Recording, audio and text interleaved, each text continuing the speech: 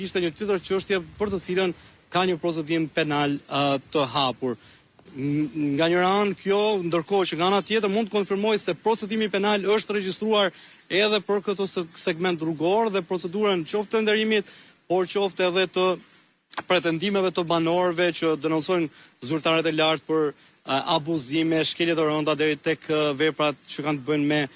korrupsionin dhe shpërdorimin e detyrës. Pra, në total bëhen 2 procedime penale që kanë të bëjnë me një segment në tërësi, që është ndërtimi i Unazës së Tiranës, i ndarë në 8 lote dhe kujtojmë, jo për ironi, por për fakt, që Zoja Balluku për shkak të procedurave koncesionare dhe zhvillimeve të projekteve rrugore kryesisht që ndaheshin me loti, mori dhe ta shquajtur në nofkën që u artikulua publikisht për të parë nga kreu i opozitës Ali Berisha si lubi loti, pikërisht për faktin se tendrat dhe procedurat e denoncuara shpesh për fryrje të faturave, të kontratave, për mbi vlerësimin e punimeve për metër katror rrugor, duke i ndarë në disa lote, sikurse ndodhi me Unazën e Tiranës, e ndarë në 8 të tilla, 2 prej të cilave ka procedime penale, për njërin të paktën mund të konfirmoj se ka akuzë edhe për Belinda Ballukun dhe bëhet fjalë për lotin 4. E qartë, Fatjon, ndërkohë 3 janë në rrugët apo veprimet që pritet të ndodhin ditën e sotme. Pra, është dorëheqja e zonjës Balluku, pezullimi nga ana e kryeministrit apo edhe shkarkimi. Pra, janë të treja si mundësi që mund ndodhin. Natyrisht, nëse flasim për pezullim, po, është e vërtet,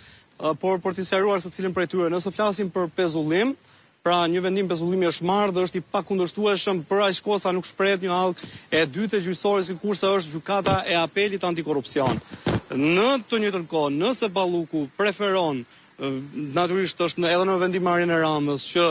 të zbatojnë masën e pezullimit, lindet drejta që kjo masë të jetë e përkohshme, për aq kohë sa nuk ka një masë tjetër nga gjykata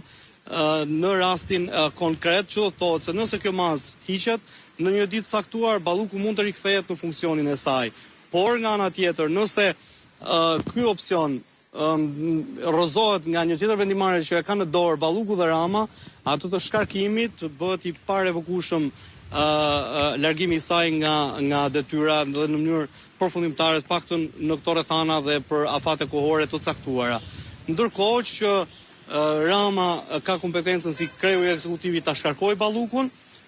natyrisht nuk është një vendimarrje e thjeshtë, është bashkëpunëtorja e tij më afërt, është artikuluar shpesh në media dhe opinionin publik, por edhe në arenën politike që marrëdhënia mes tyre, paktën që kurse u dolën informacionet e para për marrjen e saj të pandehur, nuk janë në rrethana dhe kushtet më të mira të mundshme, dhe ndoshta do të bënte problematik edhe për vetë kërcënim, nëse mund ta them, edhe për vetë ekzekutivin dhe shefin e saj, një shkarkim pa miratimin e vetë Ballukut. Ndërkohë që Rama po mund të dhe është i detyruar të paktën dhe sopaku të ekzekutoj vendimin e gjykatës dhe t'i komunikoj Ballukut që është e pezulluar dhe nuk ka rrugë tjetër. Në të kundërt, Rama vetë rrezikon të jetë subjekt i ligjit nëse nuk respekton vendimin e gjykatës së posaçme antikorrupsion. E kuptoj, Fatjon, ndërkohë që GKK ka vendosur mas sigurie ditën e sotme edhe me arrest shtëpie për 2 zyrtarë të tjerë, cilët janë ato? Po, bëhet fjalë për drejtorin e OSHE-s dhe Erald Delezin dhe drejtorin e autoritetit rrugor shqiptar, Gentian Gjyli, dyshe që para disa ditësh ju komunikua edhe akuza për shkelje të barazisë në tendra, por ishin në gjendje të lirë. Nga dita e sotme janë në masën arrest shtëpie. 72 orë kanë afat pale të përgatisin materialet për të ballafaquar në gjykatën e posaçme kundër korrupsionit dhe krimit të organizuar, përballë sipas të dhënave nuk janë të konfirmuara gjyqtarit Erion Çela, të cilët do të ballafaqojnë qëndrimet e tyre dhe gjykata do të vlerësojë kushtet e vendosjes së këtyre masave të sigurisë dhe nëse do t'i lërë në fuqi apo do t'i ndryshojë ato. Natyrisht, në raste konkrete, gjykata vetëm kur konstaton brenda sallës së gjyqit me dyert të mbyllura pozita më të rënduara nga ato të paraqitura nga SPAK mund të marrë masë më të ashpër, por është e detyruar të respektojë kërkesën e SPAK ose të vendosë një masë më të butë sigurie për drejtorët dhe Belinda Ballukun. Fation, nëse mund të bëjmë një përmbledhje se si erdhëm deri këtu. Kujtojmë arrestimin e Evis Berberit, njëri prej bashkëpunëtorëve më të ngushtë të zonjës Balluku, më pas dolën pa përgjimet mesazhet që ishin dërguar me njëri tjetrin për parasektimin e tendrave dhe të fituesit, dhe ndërkohë që ky fundit Berberi pra mesazhe të cilat i regjistronte me screenshot dhe ja kalonte bashkëshortes. Duket sikur gjithçka është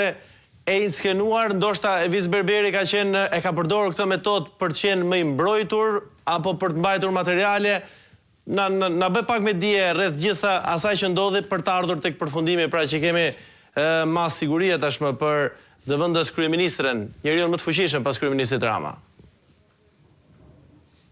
Arnold, për të shpjeguar situatën kontekstuale të mënyrës të arsyes sepse zyrtar të lartë, jo vetëm Evis Berberi, por edhe në rastet të shkuara kanë qenë ministra, ish ministra, deputet apo ish deputet që janë fundosur në raport me drejtësinë flas në kuadër të asaj çfarë ka përmbajtja e tyre në aparatet celulare. Dhe kështu ndodhi edhe me Evis Berberi dhe bashkëshortën e tij. Nuk di ta sqaroj sepse i mbante ai këto mesazhe, nuk ka folur në raport me akuzën ndaj tij dhe komunikimet me Belinda Ballukun, pavarësisht se është një arrestuar prej kohësh për korrupsion e vepra penale që kanë të bëjnë pikërisht me procedura abuzive të tenderave, por mund të themi që këto aparate celulare shpesh herë janë bërë edhe një nga elementet më provuese të organit special të hetimit për të dalë tek dyshimi i arsyeshëm dhe më pas ngritur akuzën ndaj zyrtarëve të lartë. Gjithçka nisi me një kontroll që u bë në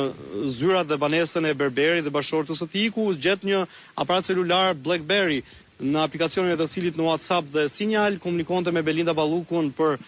favorizime, disfavorizime, për kontrata, nënshkrime e të tjera procedura që kishin të bënin me projekte rrugore dhe kryesisht SPAK është fokusuar tek ajo për lotin e 4 të Unazës së Tiranës dhe tunelin e Llogaras. Çfarë ndodh nga përftimi i këtyre të dhënave, natyrisht SPAK bën një punë voluminoze shtesë dhe hetuesit e Byros Kombëtare të Hetimit janë edhe ata që kanë në duar materialet që i përzgjedhin ose i hetojnë dhe i verifikojnë përmes provave të tjera mbështetëse që janë dokumentacioni, kontratat që janë sekuestruar në zyrat e Ministrisë së Infrastrukturës dhe Energjisë, por edhe të drejtorisë autoritetit rrugor shqiptar. Nëse të dhënat e përdorura dhe përfolura në aplikacionet online me zyrtarë të lartë përafrohen dhe përputhen me të dhënat nga dokumentet dhe pajisjet të tjera elektronike apo shpallje publike rreth koncesioneve dhe prokurimeve publike, atëherë krijohet dyshimi i arsyeshëm që kemi të bëjmë me konsumimin e elementeve të veprës penale. Në rastin konkret është arritur të dokumentohet se deri tani thot SPAK ka shkelje të barazisë në tendra. Por duhet ta theksojmë që është një vepër minimaliste në raport me denoncimet, si në vëmendje atë të dëshmitarit okular Arben Ahmetaj, ish zëvendës kryeministër në Arrati, që denonconte disa herë në Çim Peka Live, në Syri Televizion,